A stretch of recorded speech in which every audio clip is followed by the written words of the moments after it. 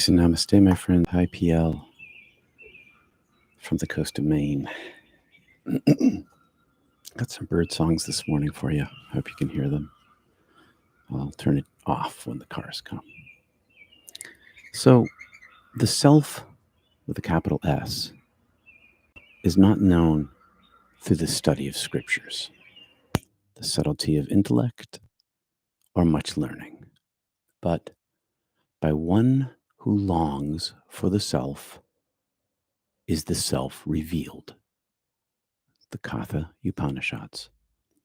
This verse emphasizes the true nature of the self, capital S, Atman, capital A, cannot be attained. The true nature of the self cannot be attained merely by intellectual pursuits or academic knowledge of the scriptures. The self, capital S, in the context of the Upanishads, refers to the individual's true essence or divine nature, which is identical to the ultimate reality of Brahman. The quote highlights the importance of a genuine yearning or longing for the self, capital S, implying that the self is revealed to those who sincerely seek it with devotion and an open heart. In other words, the path to self-realization, capital S, self-realization, and spiritual enlightenment requires more than just an intellectual understanding.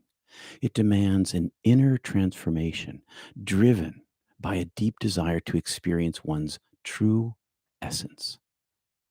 The Katha Upanishad 1.2.23 teaches that the key to realizing the self is not found in external sources, such as scriptures or intellectual reasoning, but rather within the individual's own inner journey and genuine longing for the divine. This idea encourages spiritual seekers to focus on their personal experiences and the transformational power of self inquiry, devotion, and meditation to discover the true nature of the self, of your self. Jesus, Yeshua, taught the same thing as the Upanishads. After I died and came back the first time, I was left with this internal longing. And maybe you felt some variation of this longing for the divine. Maybe it's an intuitive sense that there is something more. Maybe you had an experience where now all you want is to retaste the divine presence. Or maybe you've been dissatisfied with religion because you intuit this part of yourself. The process, the practice of meditation, breath, and mental focus quiets the nature of the smaller s self and allows the capital S self to become present. As Jesus said, "Thy will be done on earth in my mud self as it is in heaven." The journey out is in. It's the way it's always been. I want to talk a little bit about what Ken brought up this morning, and he brought it up yesterday. Hi, Kristen, Wendy, Ruth, Sheila. I'm glad you're here. Ruth, you don't make it very often. I'm glad you're here. Hey, Sheila in North Carolina. And you read The Way of the Pilgrim yesterday. That was some longing. I am going to talk about The Way of the Pilgrim. So Ken helped me out. Ken, who runs Mystic Chai Salon for us when I'm away. Dr. Kenneth. Not Kenneth, Kendall. Oh my God. Dr. Kendall Gilligan. Anyway, The Way of the Pilgrim. I read this book a long time ago. It's by Anonymous and it's short, but it's in deep longing. There's a deep longing in the author of the book who walks about chanting a prayer, a mantra. I chant a mantra. I have the same mantra, and I want to talk about the same mantra over and over and over again, not switching from one to the other. I use the Jesus prayer, and I haven't read The Way of the Pilgrim in a long time, and I didn't look it up, but I think he used the Jesus prayer too. Not 100% sure of that. I use the Jesus prayer because it's a nod to my Orthodox, half Orthodox upbringing. But you can use any mantra you want. It's a japa, and that's what Ken mentioned. Japa. It's a Hindu idea, which is also found in the Way of the Pilgrim. It's a repetitive mantra. Uh, in japa, you repeat it. You repeat it really in a low voice, and you mutter it, mutter, mutter, mutter, mutter, mutter, mutter it. But I practice it silently. I use the same mantra in my sitting prayer as I use in my walking prayer, which is my weeding the garden prayer, which is my washing the dishes prayer, which is my ironing my clothes prayer, which is my sweeping the floor prayer, which is my bicycling prayer, which is any kind of any kind of thing that I do in my life where it doesn't require a full focus of mind. Anytime that I'm doing a task and my mind is able to range about, and I don't really have to pay attention to what I'm doing. When my mind ranges about, that's the time I can use my japa, the practice of japa. And I use it because when I practice this, it brings me into the now. It brings me into the present. It brings me into what I'm doing while I'm doing it. The boredom of those tasks goes away because my mind is occupied. My mind is occupied with the chanting of my prayer. The more I chant my prayer in my meditation and in my japa, the more it burns itself into my subconscious. The more it burns itself into my subconscious, the more the tape loop runs independently of my own thought. It runs on its own all the time, like an ear, one of those, not an earwig, but a song that runs inside your head all the time. There's a name for that. It runs always in my subconscious. And so when I'm doing these tasks, it can raise up very easily. It can rise up with ease, and I can utilize it whenever I need it to. And what it does for me in these times when I'm doing tasks that require no particular attention is it brings me present. And it's very helpful while walking in nature.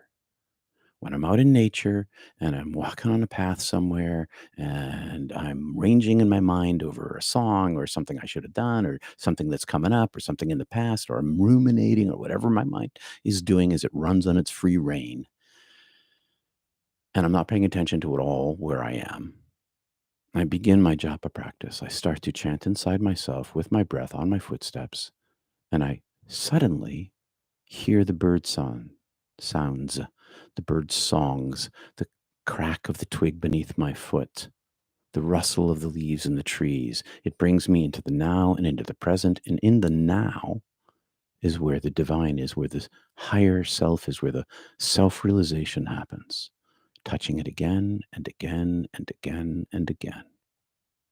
It brings peace. It brings peace of mind. It brings peace of heart. And the two, the meditative life and the meditative life while you're walking or doing a task, the japa life, they work together. They work together to train the brain, to bring you into the now, to give you access to your Atman, to your Brahma, your Brahman, your Brahman, the higher nature of your true self. And it's energetic and it's experiential. And you can cultivate the space inside yourself and make yourself susceptible to additional synchronicities, susceptible to additional mystical experiences, to grace. It opens yourself up so that thy will be done, not my will. I hope that helps a little bit, my friends. Let's see. Who else showed up? Kendall, I was just talking about you. Thanks for yesterday. You helped me out again, and as did everybody. It's just a great meeting at the Mystic Tea Salon. But that particular word, japa, and the Way of the Pilgrim, thanks for reminding me of that book. Sachi, over there across the ocean, good morning. And Wendy up in upstate, earworm. Thank you, Wendy. Yes, I'm thinking of an earworm, the thing that gets inside your head. All right, so when I'm always practicing some kind of, I'm always advancing my own technique inside myself. So as you practice your meditation, allow the energy that you feel to lead you. right up and down your spine. If you're new here, pick a prayer, lock your mind to it in a gentle way. Ride it, let it ride on your breath up and down, just into your belly and out your nose. If you're a little more advanced, ride your spine up to your brow or your crown, down to your root. And when your mind wanders, return to your prayer, to your chant, to your mantra. Listen to your breath. Feel your breath inside you. We begin with 3 ohms to set ourselves in the body, vibrating our heart area, heart chakra, this energy center, our throat, larynx. You can feel the larynx there. And then the drive this right up into your skull, right up to your brow chakra. Hey Siri. Hey Siri. Set a 20-minute timer. We're going to go about a minute over. All right, so here's my mask. Settle in, relax your feet, relax your thighs. I knocked something over in my studio. All right, here we go. Full belly breath, let your lungs fill naturally.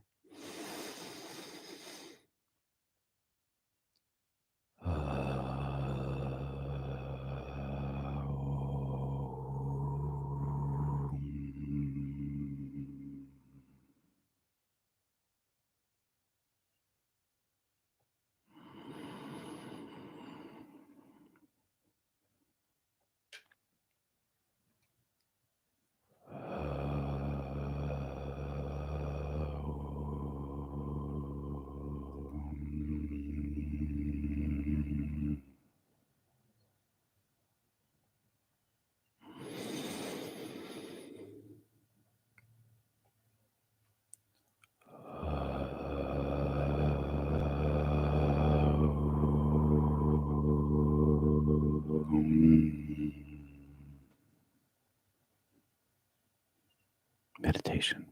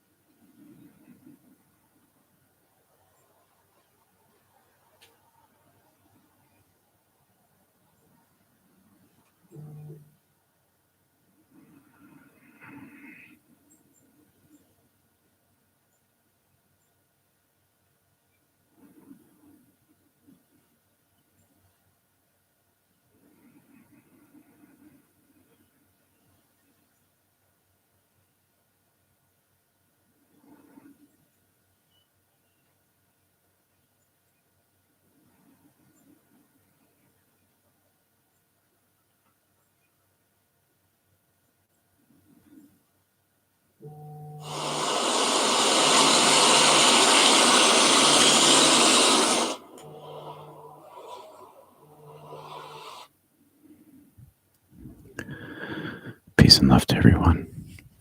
Thanks for liking and subscribing. See you tomorrow, Tuesday, on Zoom.